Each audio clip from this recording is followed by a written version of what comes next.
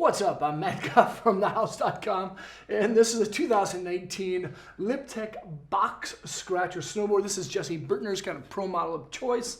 This is an all-mountain freestyle deck designed for beginner to advanced level riders. However, you mostly see this deck in the parks. It's a true twin board. The nose and the tail are the exact same shape. When you ride it this way, it's going to feel the same way when you ride it this way. It has a centered style stance. It's built in the USA, and it has zero hazardous waste in the manufacturing process, which is pretty mind-blowing. But overall, though, the Box Scratcher is a fun board. It's a really jibby and loose board, and that's because of the original banana profile shape. As you see, it teeter-totters back and forth a lot. There's rocker between the feet. There's mild camber underneath each foot to the contact points that are actually raised off the snow. So when you set up on a jib, you just put a little weight on your front foot, and automatically the back end of that board is gonna raise up. So it's really easy to press, but it's also floaty at the same time. If you want to ride this in deeper snow, just set the stance back as much as it can, and that nose is gonna kick up because of that rocker style shape in between your feet. That gives it a nice loose feel. But one thing to keep in mind, though, the load time for that ollie is going to be just a little bit slower than a traditional camber style board.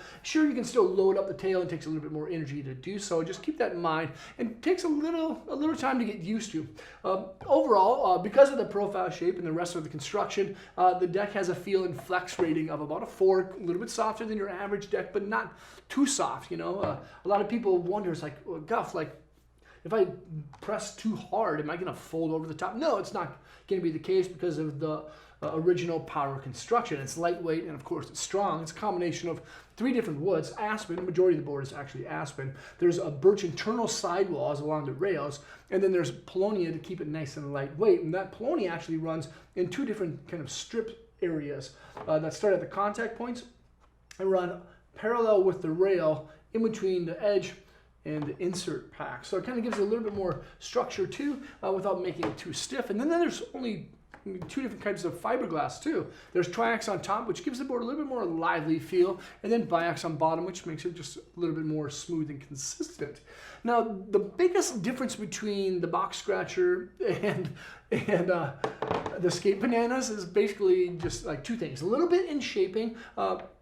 The Skate Bananas kind of sometimes have a little bit more pointy-ish style tip, but the Box Scratcher is just going to be a little bit wider in the nose and in the tail, and then it features a full eco-supplemented sintered base. It's a sintered base. It absorbs lots of wax. It's going to stay fast throughout its lifetime if you keep it waxed up, whereas the TNT base that you see in some of the other boards is supposed to be a combination of both extruded and sintered, but it's just not as fast as a high-performance sintered base like you find in this deck, the Box Scratcher. And then lastly is the Magne-traction edges. A cool part about Lib Tech decks is that they actually don't do a 360 wrap standard steel edge. The edge actually ends past the contact points. So if you ding up this board, it's really easy to fix. It's easy to epoxy and make it rideable again.